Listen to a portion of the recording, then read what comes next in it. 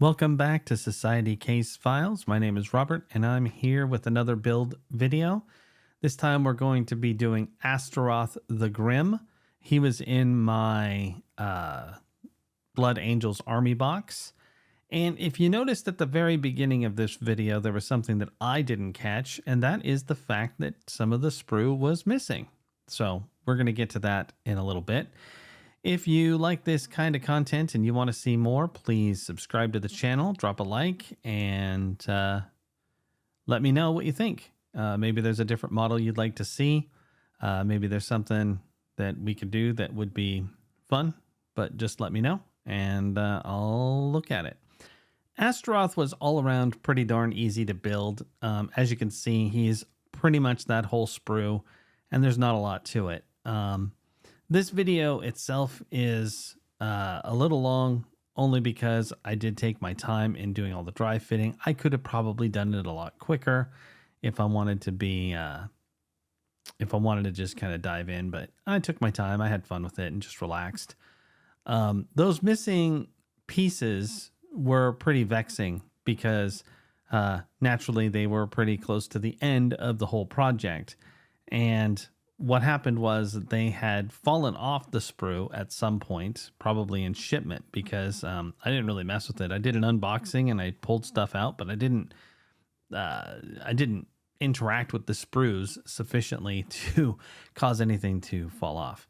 So, however it happened, I kind of had a panic moment because part of me thought that maybe it ended up, maybe the parts ended up outside where I did the unboxing and I just missed them falling off. And of course I checked all of the normal places. I checked the box itself and all of the nooks and crannies, the bags that it came with, that sort of thing. But ultimately I found them sort of attached to other sprues, like stuck in between other parts. And once I found that out, I was able to kind of shake them and I found both pieces. So that was great news. They both involved the backpack. But taking a quick moment here, that leg was a little bit challenging. The reason that I have done what I'm doing there is so you can really see how it fits in. Try to get in there close, but that part matches up very nicely right there and makes it easy to attach. And when you look at the front, you can see, well, there's his little butt matches up, and then in the front it matches up nicely too. So I'd say that's probably the most challenging aspect of this model. Of course, here I do what I always do and struggle with the after the dry fit, but not too much. Things are good. Sadly, he doesn't stand up because, as you can see, he's leaning way forward, so you can't put him up. He'll just fall over.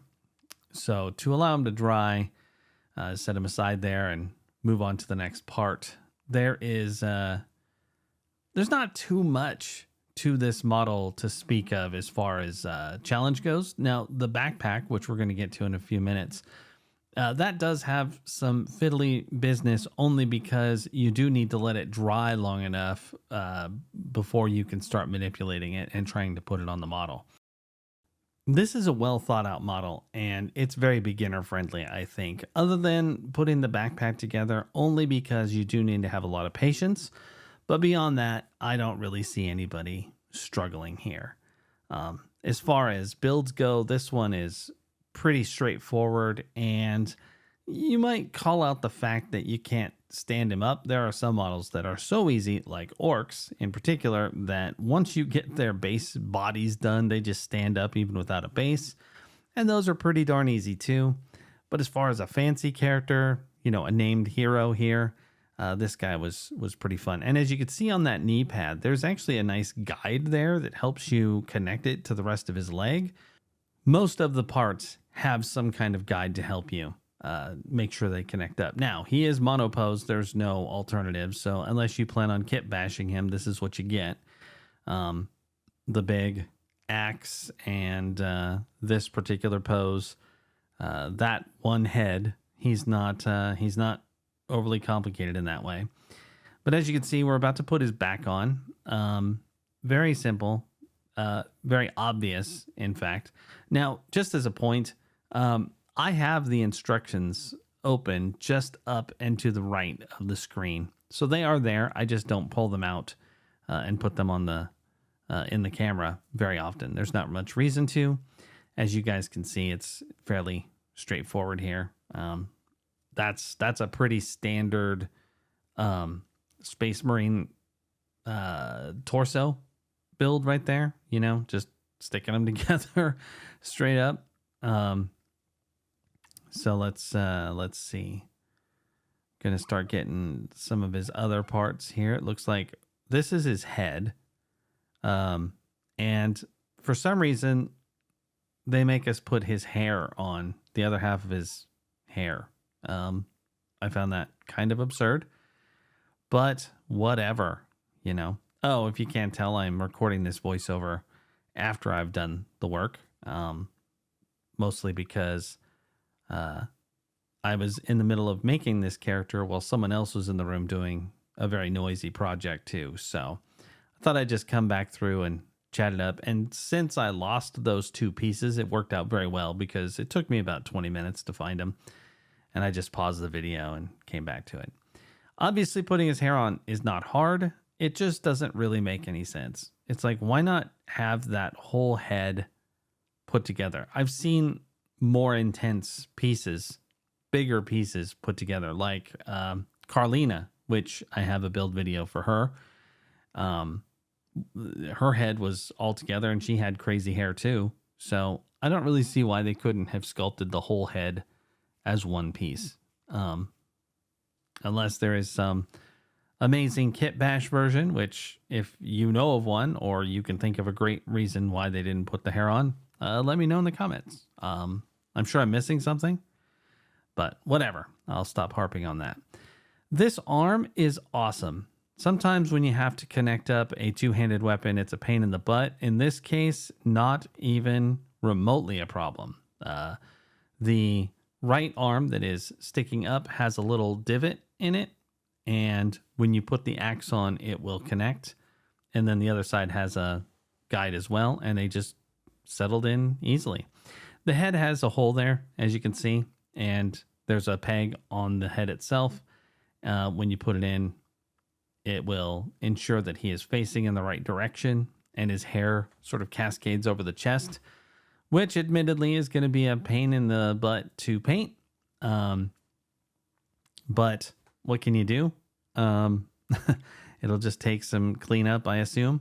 I'm not sure how crazy it'll be to paint him. But he has a lot of overlap, so you're going to have to get a little finicky. As you can see here, I'm putting on the arm, and the arm does sort of, I wouldn't say it necessarily gets in the way, but it will be challenging to get around it to do the face and stuff. Maybe. We'll see. Maybe I'll do a video for painting him when I get around to that. As you can see, I'm grabbing my little clamp. If you've watched any of my build videos, I use those quite a lot. Just give him a chance for his arms and his head to dry without him laying on them, because that would be annoying.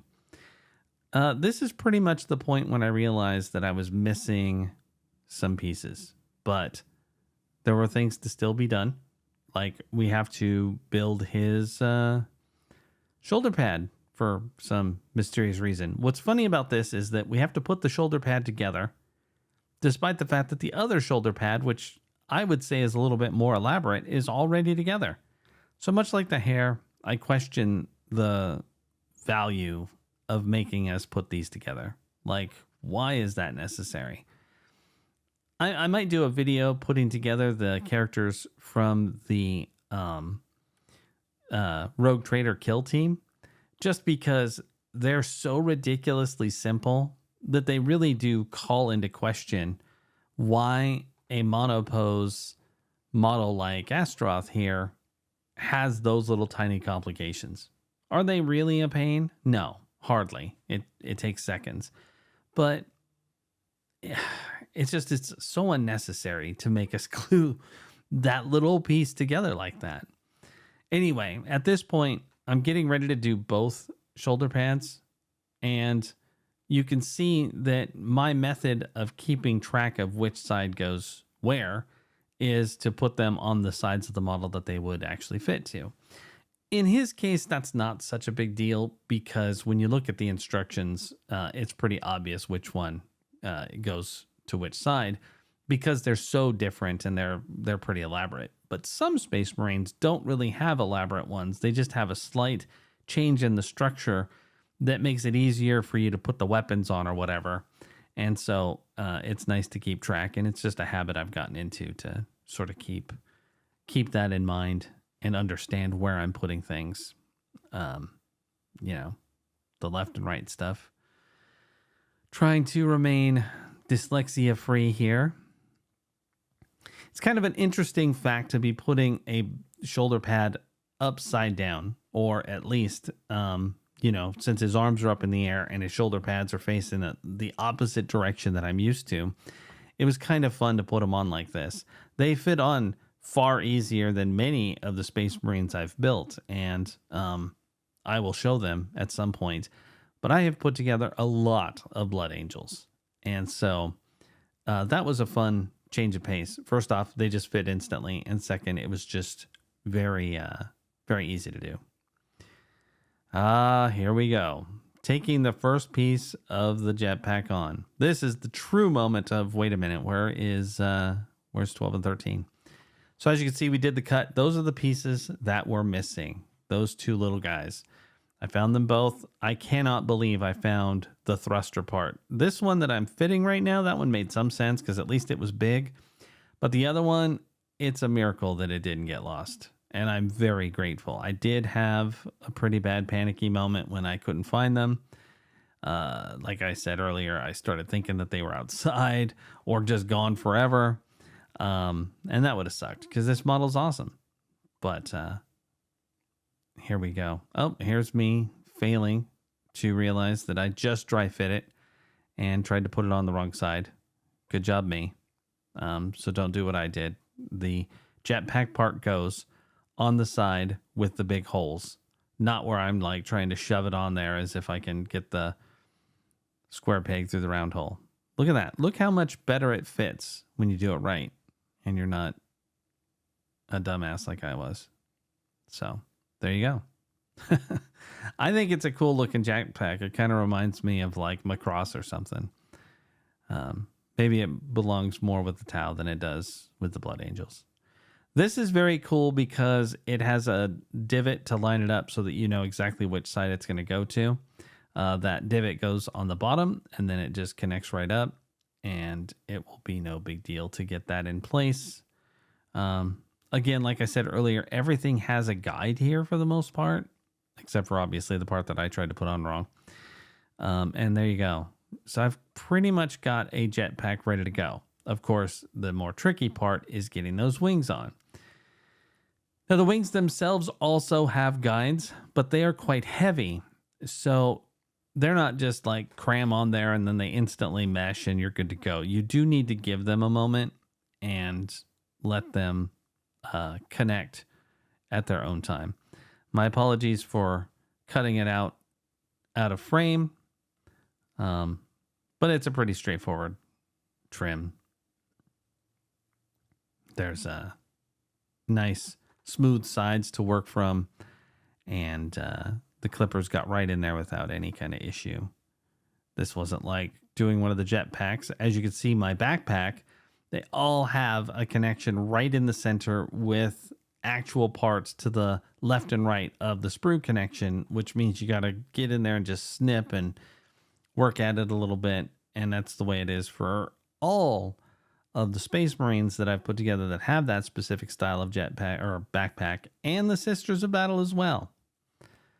I fiddled with this connection quite a bit. My apologies that it's so low on the frame, but I was actually pretty concerned about how it was going to work. So I got it kind of close and had to really look at it there. But bringing it up, that's a better look, so you can kind of see. There's the groove on the backpack itself, and then there's basically I guess it's more of a divot on the backpack and a groove on the wing. So there you go. You can kind of see it there. And it does look like it's going to be nice and smooth right up against it. So Now, you might be wondering, why did I spend so much time fiddling with these wings? Well, I'll tell you, because I have some of the old sanguinary guards that have the massive wings that go with them. And those were really obnoxious. They were not uh, well thought out. And you can kind of just put them on. There you go. Fell right off. Any way you want. And so I was kind of concerned that Asteroth would be similar to that. And he was not. In fact, it's way, way, way easier than the old sanguinary guard. You just have to be patient, as I was here, and sort of hold it. Give it some time. Don't get to the point where you're like, why isn't this happening faster? That can be said of a lot of things when it comes to building these models, is that sometimes it happens really quick where a piece, whether it be an arm or a weapon, it just like clicks in and it's stuck immediately and you're good to go. And then you'll get a wing like this where you just got to be patient. You got to take a step back, and you got to remember that sometimes you do need to let the process happen at its own pace. I just was not convinced about how this was going to go on, apparently. So had to get a good grip on it. And, you know, honestly, this is like the whole building statement of measure twice, cut once. I will dry fit as many times as it takes for me to feel confident that I'm going to get it on there. It's rare that I'll be like, you know what, heck with it. I'm just going to see what happens, because it doesn't make a whole lot of sense. So let's just see if it does when I start gluing. That happened with some kill team stuff, and worked out for the most part. But yeah, as you can see here, I got him pretty good. It's pretty much ready to fit on there. It just is going to need a minute. So there are the 3 parts. We need to get him ready to base, and we've got to put the jetpack on, and we have to get the little decorative part that goes on the base, which is still on the sprue. So I had a little piece of red thread on him there. Had to clean it off. But now we can see how it's going to fit. And as you can see, it does fit perfectly. You just click it right on there. The backpack has all the guides you need. All that open space is going to be covered. So you just got to get your glue ready and then pop that jetpack on. And the model himself, his part of the project is about to be over. Just like that. I had to make sure that it stayed glued on, but I mean, he looks like a freaking gargoyle. He's a little bit more Age of Sigmar in that pose than 40K. But that's Asteroth the Grim. Let's get him attached to his base here in just a moment. First, we're going to grab this weird Space Marine helmet piece that I cut off frame. Sorry about that. Working on getting a little better about that, but it was only a single connection, so there wasn't much to see there. Now, as to exactly where he goes, you can kind of see the instructions in the upper right hand part of the screen, and you can kind of see that they put the decorative piece sort of to the left and above the figure himself, and then the figure sort of faces it. I don't really see how it matters. I just tried a few things until I figured out which one I preferred, and then just ran with it. Again, I don't think it matters too much what you do. It's sort of your aesthetic at that point. I try to think about the painting of it and also basing it with the base materials, whether it's the sand or whatever we're going to put on there. I try to think how much of that helmet is going to get covered up if I put it too close, or if I put it too close to the edge. Is that a good idea? Their suggestions are often good, especially with some of the more dioramic ones, but in this case, I just sort of went with their recommendation by and large. And very simple. As with all of these, you just get them on there. They usually stick pretty fast. And in his case, that happened as well. So I just want to get that helmet. Just a little tweak. Lots of base to connect to where it's going there. You can see we got plenty of room to get him nice and connected, so he is not coming off his surface, which is going to be good. because he's kind of elaborate. He is an epic hero. We don't want him coming off and breaking. That would suck. So anyway, now that we have him in position, you can see that, for me at least, that glue instantly held him in place, despite the fact that earlier on we had him standing up and he fell over. But that's it. There's Asteroth. And here he is on his rotation of fame. Thank you very much for watching today. I hope you enjoyed this build of Asteroth the Grim. If you did enjoy it, please subscribe to the channel, drop a like, and if you've got any thoughts, drop a comment. Is this the kind of thing you want to see? Have you built any Blood Angel heroes? Let me know. Anyway, I'll see you next time. Thanks now.